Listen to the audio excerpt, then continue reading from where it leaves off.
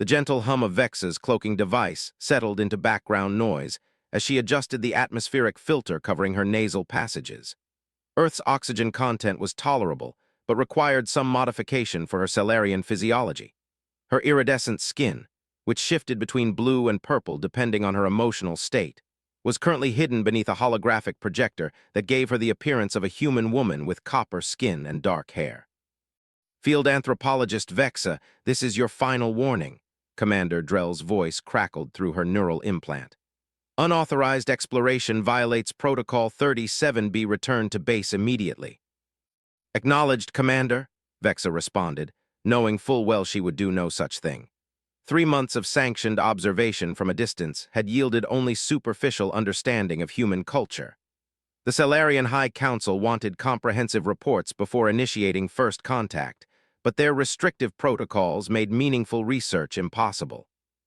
Besides, something about these humans fascinated her beyond academic interest. Their contradictions, their creativity, their capacity for both destruction and profound beauty. Her scanner indicated minimal security around the botanical research facility at the edge of town, perfect for her first close encounter with a human environment. The greenhouse glass shimmered in the moonlight as she disabled the simple alarm system and slipped inside. The humid air inside the greenhouse felt wonderful against her skin, reminding her of home.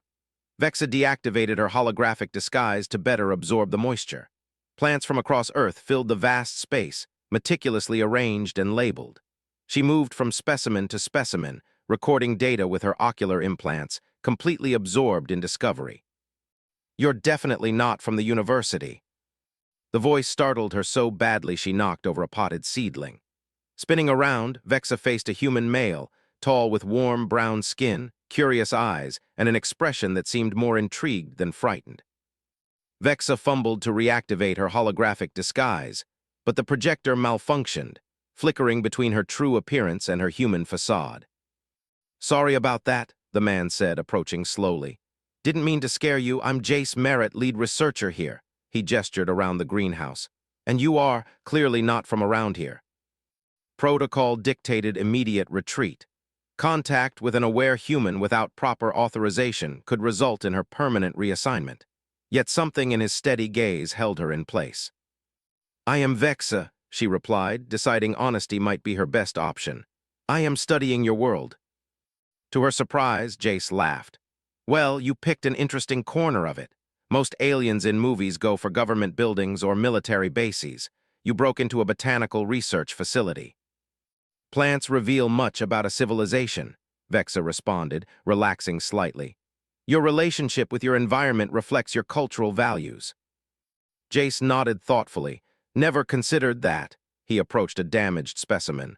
This one's from the Amazon, nearly extinct now because we didn't value it properly. Something in his tone, regret, perhaps, resonated with Vexa. On Cellar, the bond between people and environment was sacred. May I? She asked, approaching the plant. Jace stepped aside, watching curiously as Vexa placed her hand near the withered leaves. A soft glow emanated from her palm, and the plant straightened slightly, its color deepening. Photosynthetic enhancement, she explained. A simple biological energy transfer. That's incredible, Jace whispered, moving closer. Are all your people connected to plants this way? We are connected to all living things, Vexa said, which is why I'm here to understand. Their eyes met, and Vexa felt an unexpected flutter in her secondary heartbeat, a physiological response her training hadn't prepared her for.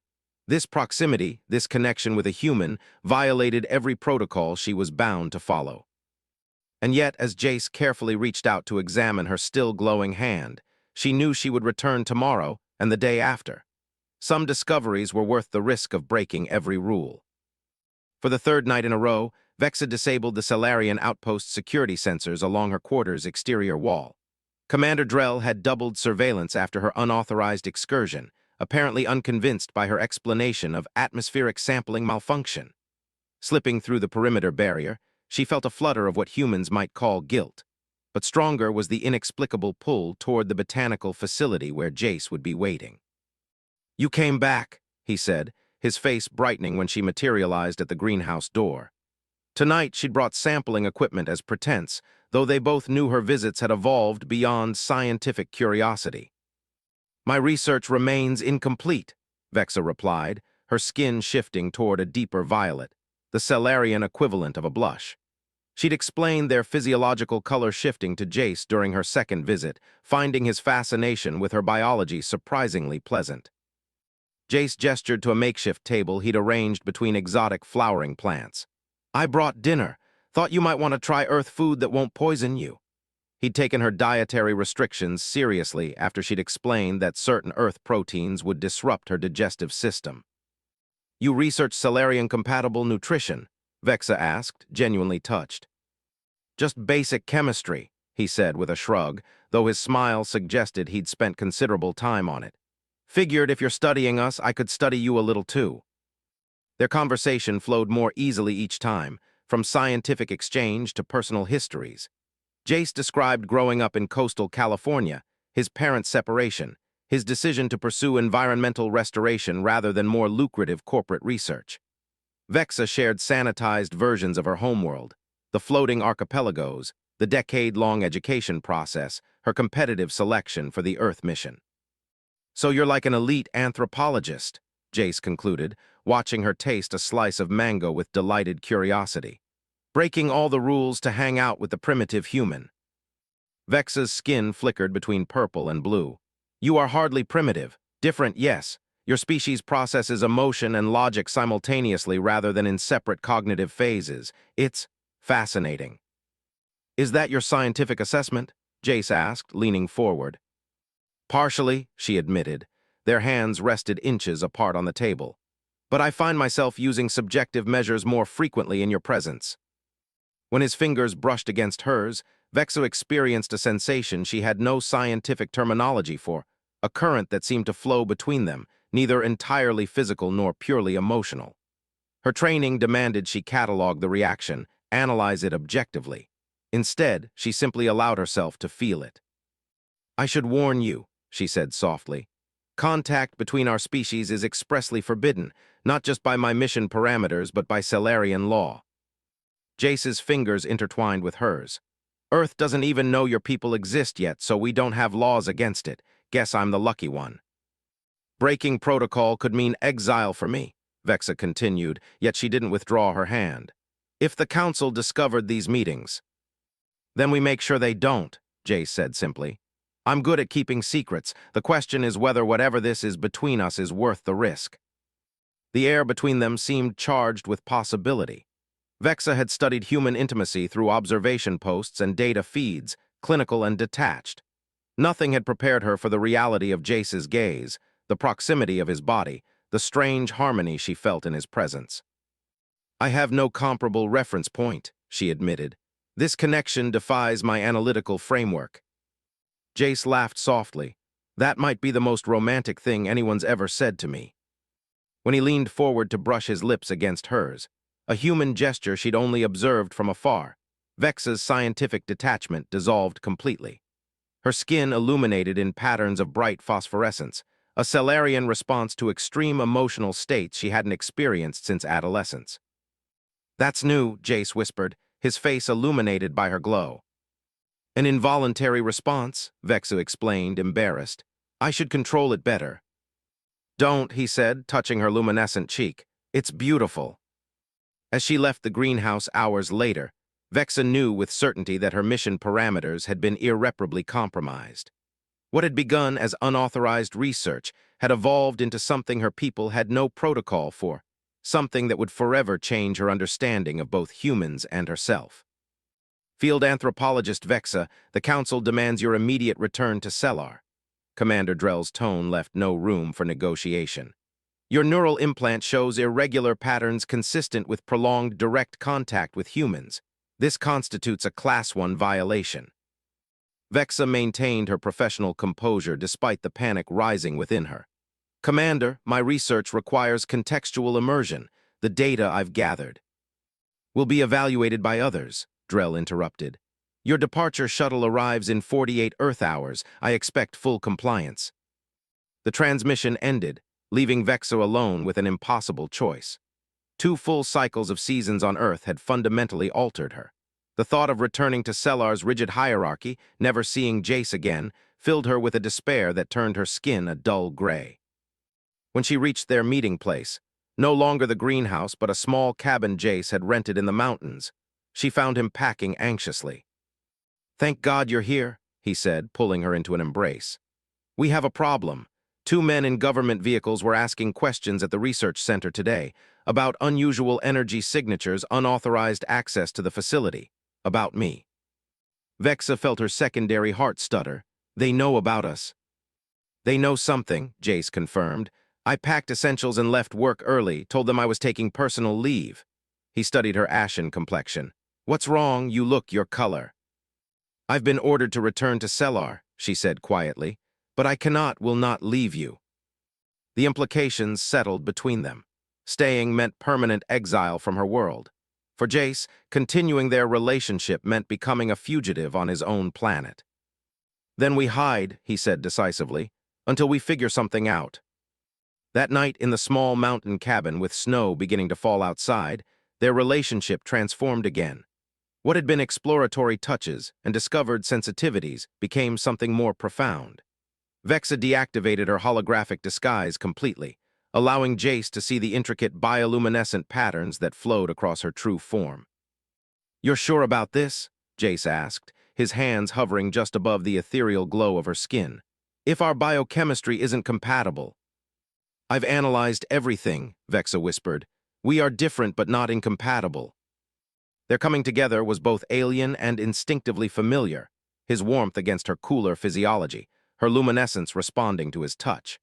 Where human intimacy followed predictable patterns, their encounter required discovery, communication, adaptation. Vexa found herself experiencing sensations her species had no terminology for, her scientific mind finally surrendering completely to experience. Afterward, lying together as snow continued falling outside, Jace traced the now softly pulsing patterns on her arm. "I never imagined falling in love would involve interstellar exile," he said. "Love," Vexa repeated, testing the human word against the complex emotions flowing through her. "Yes, that approximates the neural-emotional state I experience with you." Jace laughed softly. "Someday you'll just say, 'I love you too,' but I'll take the xenobiologist version for now." Their momentary peace shattered with the sound of vehicles approaching on the snow-covered road. Vexa's enhanced senses detected multiple life forms surrounding the cabin. "They've found us," she whispered, her skin darkening with fear. "Both of them, your government and my people." Jace pulled her closer. "Then we face them together, no more hiding." As flashlights swept across the windows and voices called out demands for surrender, Vexa knew they had reached the moment where every rule would either be broken forever or enforced at the cost of everything that mattered. The cabin door splintered under the combined force of human and Sellarian technology. Vexa stood beside Jace, her holographic disguise abandoned, her true form glowing defiantly in the darkness. 4 human agents in tactical gear entered first, followed by 3 Sellarians whose presence on Earth represented a shocking protocol breach. "Step away from the human, anthropologist Vexa," ordered Krell, her former mentor. "This situation can still be contained." Simultaneously, a human agent addressed Jace. "Dr. Merritt, you're being detained under the extraterrestrial encounter protocol. That entity beside you is classified as an unknown biological threat." "She's not a threat," Jace said firmly, his hands still intertwined with Vexa's.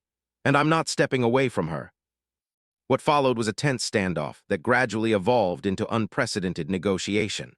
The humans, apparently part of a classified government division aware of potential extraterrestrial contact, had been monitoring unusual energy signatures for months. The Sellarians, having detected Vexa's prolonged separation from the observation post, had broken their own non-intervention protocols to retrieve her. "Your actions have forced first contact 50 years ahead of schedule," Krell informed Vexa coldly. "The Council will hold you responsible for any negative consequences." "Perhaps accelerated contact is exactly what both our worlds need," Vexa countered. "Your observational data is sterile, incomplete. Real understanding requires connection." The human agent in charge, Director Harlow, watched this exchange with calculated interest. So your people have been studying us. For how long?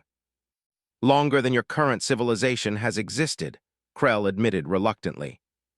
The revelation led to hours of tense discussion as dawn broke over the mountains. Jace and Vexa found themselves in the extraordinary position of mediating between representatives of two worlds, neither of which had officially acknowledged the other's existence until this moment. In a rare moment alone, as the officials consulted separately, Jace pulled Vexa close. "This isn't exactly how I imagined meeting your family," he whispered against her luminescent skin. "Nor I yours," she replied with a smile that briefly turned her color to warm gold. "But perhaps our union will serve greater purpose than just our happiness." "Our happiness is purpose enough," Jace insisted, kissing her in a way that had become wonderfully familiar despite their biological differences. "Everything else is just politics." When they rejoined the impromptu diplomatic session, Director Harlow delivered their ultimatum. "Dr. Merritt faces charges of harboring an unauthorized extraterrestrial entity. Unless we can negotiate official recognition between our worlds, with established protocols for individuals like yourselves. The Council will never permit ongoing contact between our species," Krell insisted. "Especially not intimate relations." The Salarian's skin rippled with distaste. "Then perhaps the Council requires new perspective," Vexa challenged. "Our peoples will meet eventually, better through understanding and cooperation than fear." As negotiations continued through the day, Vexa and Jace found moments to affirm their commitment physically and emotionally. Each touch a promise that whatever diplomatic resolution emerged, their personal bond would remain unbroken. "If they separate us," Vexa whispered during one such moment, her bioluminescence synchronizing with Jace's heartbeat as they lay together, "I will find my way back to you across whatever distance they impose." "They won't separate us," Jace promised. "We're making history here, the first official human-Salarian couple. They're going to need us to figure this whole thing out." His confidence wasn't entirely misplaced. By nightfall, a preliminary agreement had been reached, one that would require approval from higher authorities on both sides, but which acknowledged the reality that two worlds had irrevocably collided, brought together by the most unexpected of catalysts: love between species. 6 months after the standoff at the mountain cabin, Vexa stood beside Jace in a chamber that represented unprecedented cooperation between Earth and Sellar.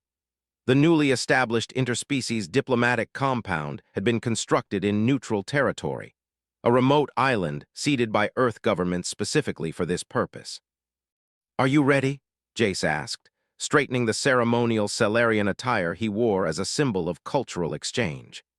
The outfit had been modified for human physiology, just as Vexa's traditional bonding garment had been adapted to accommodate her need to occasionally manifest her natural bioluminescence. "I have been preparing for this moment since we first met," Vexa replied, her skin shifting through subtle patterns of blue and violet that, as Jace had learned, represented profound emotional contentment. "Though I never imagined our personal union would become an interplanetary diplomatic event." Around them gathered an unlikely assembly: human diplomatic representatives, military officials, scientists, alongside a delegation of Salarians who had reluctantly accepted accelerated contact with Earth. What had begun as a crisis had evolved, through stubborn negotiation, into the first formal alliance between worlds. Director Harlow approached them. "The Council representatives have arrived. They're still not entirely pleased about this ceremony, but they've accepted the political necessity." "By which you mean they've realized humans would make contact with other galactic species, with or without their blessing," Jace translated with a grin. "Precisely," Vexa agreed. "My people prefer controlled engagement to chaotic discovery." The ceremony that followed blended traditions from both worlds. Vows were exchanged in both languages, binding Vexa and Jace not just to each other, but to their new roles as cultural ambassadors. Their union would serve as both test case and template for future interspecies relations. Yet beneath the diplomatic significance, there remained the simple truth of two beings who had defied every expectation and prohibition to build something neither world had imagined possible. "The Council wishes me to express that while your union remains technically a violation of Protocol 37B, announced the Salarian High Minister with characteristic formality. It is hereby granted special exemption status in recognition of evolving interplanetary relations. Jace leaned close to Vexa. I think that's their way of saying congratulations. For my people, it is practically effusive, Vexa whispered back, her color briefly flashing to amused pink. Later, as celebration continued around them, they slipped away to the private quarters designed specifically for their unique requirements. Environmental controls that could shift between Earth and Celarian norms, technology from both worlds seamlessly integrated. Do you regret any of it? Jace asked as they stood on their private balcony overlooking the ocean. Giving up your position, risking exile, changing the course of interplanetary relations. Vexa's luminescence synchronized with the rhythm of the waves below, her natural light dancing across Jace's features. In Celarian culture, we have a concept called pivotal divergence, a moment when breaking established patterns creates entirely new possibilities. Her hands traced familiar paths across his body, igniting responses that had become no less thrilling with familiarity. You were my pivotal divergence. Their coming together that night carried the weight of all they had risked and all they had gained. Two bodies from different worlds finding harmony in their differences rather than obstacles. What had once been hesitant exploration had evolved into intimate knowledge, each having learned the unique geography of the other's pleasure. The Council wanted my final research report today, Vexa murmured afterward, nestled against Jace's warmth. On human Celarian compatibility. And what did the distinguished anthropologist conclude? Jace asked, tracing patterns along her luminescent skin. That some discoveries transcend scientific documentation, she replied, her color shifting to the deep violet that Jace had come to recognize as her expression of love. And that the most valuable knowledge comes not from observation, but from connection. As they drifted to sleep in each other's arms, representatives of worlds that had evolved light years apart, Vexa reflected on the warning she had received before her mission began. Observe the humans, but never touch them. In defying that command, she had not only found personal fulfillment, but had opened a door between worlds that would never again be closed. Some rules, it seemed, existed only to reveal the greater truths waiting beyond them.